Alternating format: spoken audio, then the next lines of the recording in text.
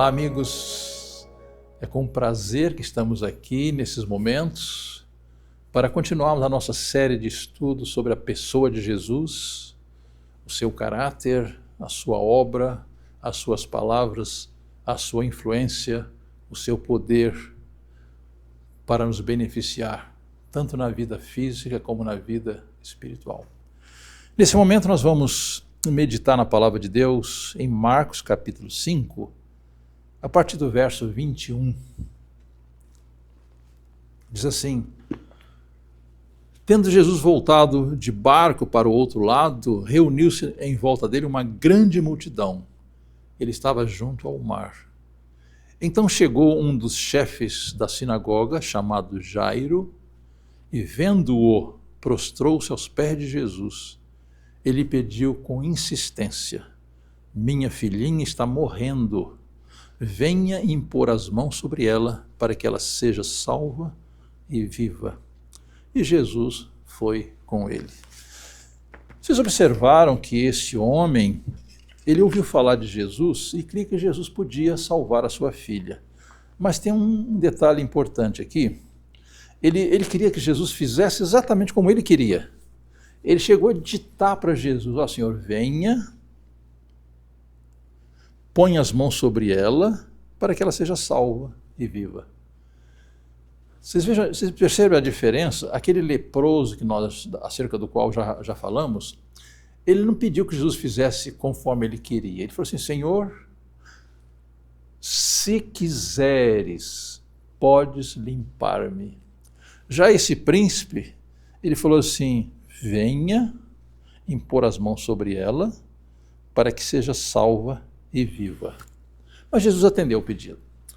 Apesar dos nossos pedidos, às vezes arbitrários ou egoístas, Jesus nos atende, ele compreende as nossas fraquezas, não é? Bem, a caminho da casa de Jairo, surgiu uma outra necessidade. Diz aqui o verso 24, uma grande multidão seguia Jesus, apertando-o de todos os lados. Jesus não pôde atender o pedido do homem conforme ele queria. Olha, Senhor, esqueça tudo e vai cuidar da minha filha. Não, Jesus foi. Mas como Jesus estava sempre cercado de uma multidão, ele avançava devagar. E à medida que ele avançava, o pai ia ficando desesperado. Nossa, minha filha vai morrer e o Jesus não chega. Jesus não chega. Ele não conhecia o poder de Jesus ainda. Ele conhecia parcialmente. Ele sabia que Jesus podia curá-la antes de morrer. Ele não sabia ainda que Jesus podia ressuscitá-la se morresse. Perceberam? E agora aparece um outro caso no verso 25. Estava ali certa mulher que havia 12 anos vinha sofrendo de uma hemorragia. Já pensaram? A pessoa sofreu de hemorragia por 12 anos?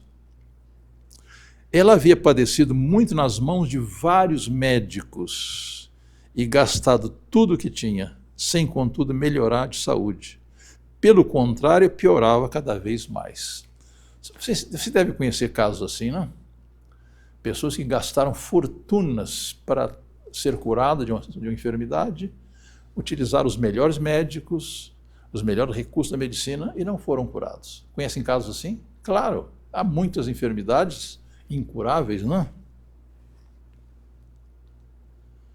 Tendo ouvido a fama de Jesus, a mulher chegou por trás, no meio da multidão, e tocou na capa dele, porque dizia: se eu apenas tocar na roupa dele, ficarei curada.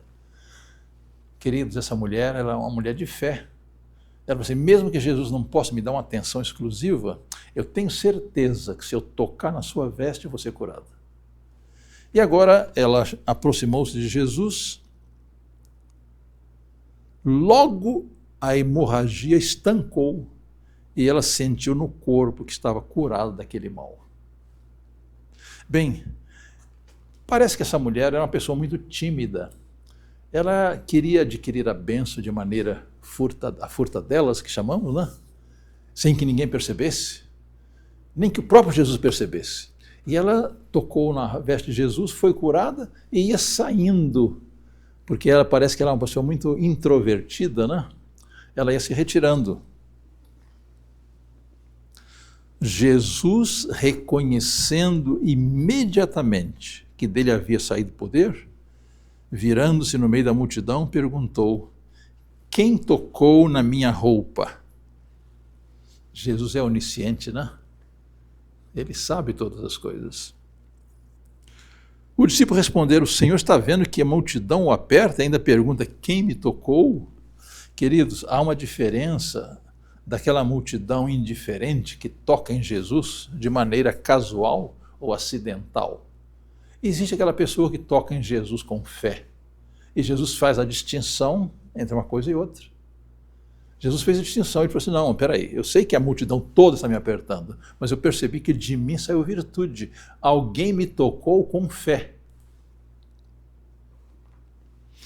Ele, porém, olhou ao redor para ver quem tinha feito aquilo. Então a mulher, amedrontada e trêmula, queridos, ela tinha fé em Jesus, mas ainda não o conhecia bem. Aqui diz que ela estava amedrontada e trêmula. Já mencionei que parece que ela era introvertida, ela era tímida, ela não queria se expor, né? Tem pessoas que aceitam a Jesus, mas têm medo de confessá-lo. E agora, ciente do que lhe havia acontecido, veio, agora ela se entrega a Jesus. Prostrou-se diante de Jesus e declarou toda a verdade. Então Jesus lhe disse: filha, a sua fé salvou você. Vá em paz e fique livre desse mal. Bem, queridos, Jesus primeiro curou a mulher, depois a salvou. Nós já mencionamos isso aqui algumas vezes, que Jesus trabalhava de diversas maneiras. Ele não tinha uma maneira uniforme de trabalhar. Em muitos casos ele perdoava a pessoa e depois curava, como no caso do paralítico. Em outros casos ele curava primeiro, como no caso do leproso. Então Jesus trabalhava de diversas maneiras. Então essa mulher primeiro foi curada do seu mal. Em seguida ela foi salva, porque confessou a Jesus a sua condição. Bem, agora voltamos ao caso da filha de Jairo, né? Jesus agora, depois de curar aquela mulher, diz a palavra de Deus no verso 35 do capítulo 5 de Marcos: enquanto Jesus ainda falava, chegaram alguns da casa do chefe da sinagoga, dizendo: a sua filha já morreu. Por que você ainda incomoda o mestre? Interessante, essas pessoas também não conheciam Jesus, não? Eles criam que Jesus, conforme Jairo, ele cria que Jesus podia curar a filha antes de morrer, não ressuscitá-la depois de morto. Percebem? O que eles falaram? A sua filha já morreu, por que você ainda incomoda o mestre? Está claro o pensamento? Mas Jesus, sem levar em conta tais palavras, disse ao chefe da sinagoga: não tenha medo, apenas creia. Interessante essa palavra de Jesus, né? Apenas creia. Queridos, eu lhes pergunto, é fácil crer em Jesus? É fácil desconfiar de nós mesmos e crer unicamente nele? Mas Jesus falou assim: olha, não tenha medo, apenas creia. Embora sua filha tenha morrido, eu estou aqui. Eu posso salvá-la, eu posso ressuscitá-la, eu posso recuperar a sua vida. Agora Jesus foi fazer o milagre da ressurreição. Interessante que aqui diz assim: Jesus não permitiu que ninguém o acompanhasse, a não ser Pedro e os irmãos Tiago e João. Por quê? Jesus não estava ali para dar um show de poder, não. Ele não queria que pessoas incrédulas fossem lá apenas para satisfazer curiosidade. Ele levou apenas o pai da moça, Pedro, Tiago e João, que eram os discípulos mais próximos de Jesus. Chegando à casa do chefe da sinagoga, Jesus viu o alvoroço, os que choravam e os que pranteavam muito. Naquele tempo, queridos, havia um sistema de alugar pessoas para chorar. Há pouco tempo houve um problema com uma igreja muito conhecida aqui, que ela costuma pregar aquela teoria da prosperidade, né? E uma família foi lesada por pessoa dessa igreja e levaram o caso para a polícia, né? Para julgamento. E várias pessoas daquela igreja foram chamadas para depor. E havia um elemento lá, o juiz falou assim, qual é a sua profissão? O que você faz na vida? Ele falou assim, eu sou caidor. O juiz falou assim, caidor? O que é isso? É o seguinte, quando vão fazer o milagre da expulsão do demônio, eu caio. Para dar a impressão que eu estava possesso e caí. A profissão de caidor. Você já ouviu falar nisso? Caidor.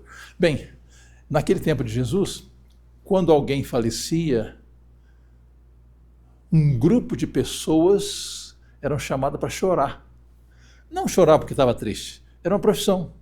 A pessoa tinha a capacidade de fazer um teatro, né? De chorar. E aqui Jesus falou assim, por que vocês estão alvoroçados e chorando? A criança não está morta, mas dorme. Eu pergunto, aquela menina morreu de fato? Morreu.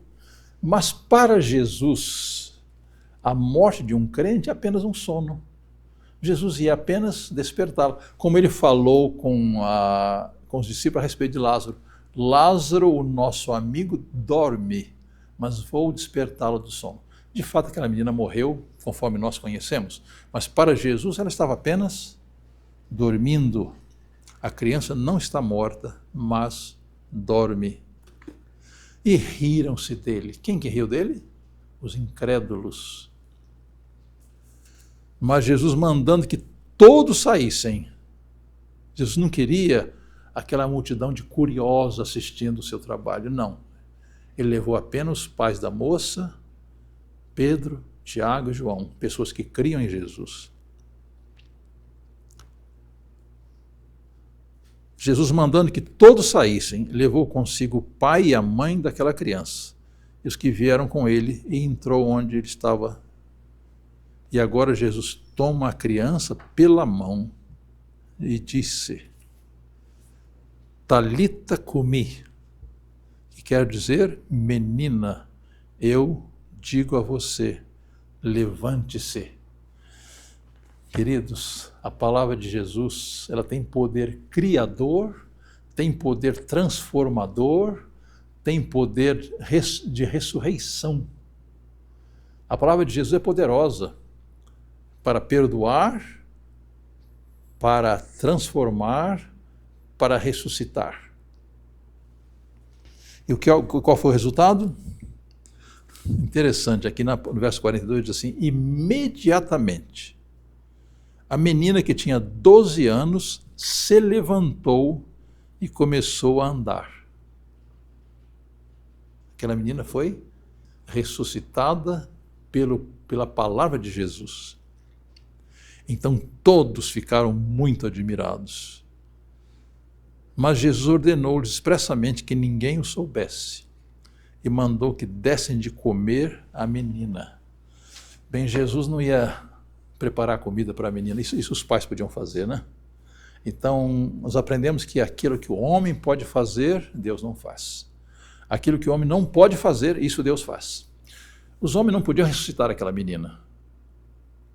Só Jesus podia fazer isso.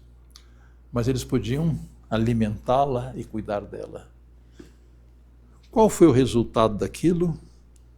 Aquela família que havia aceitado Jesus para curar a sua filha, para ressuscitar a sua filha, aceitou Jesus como Salvador pessoal, Salvador da família.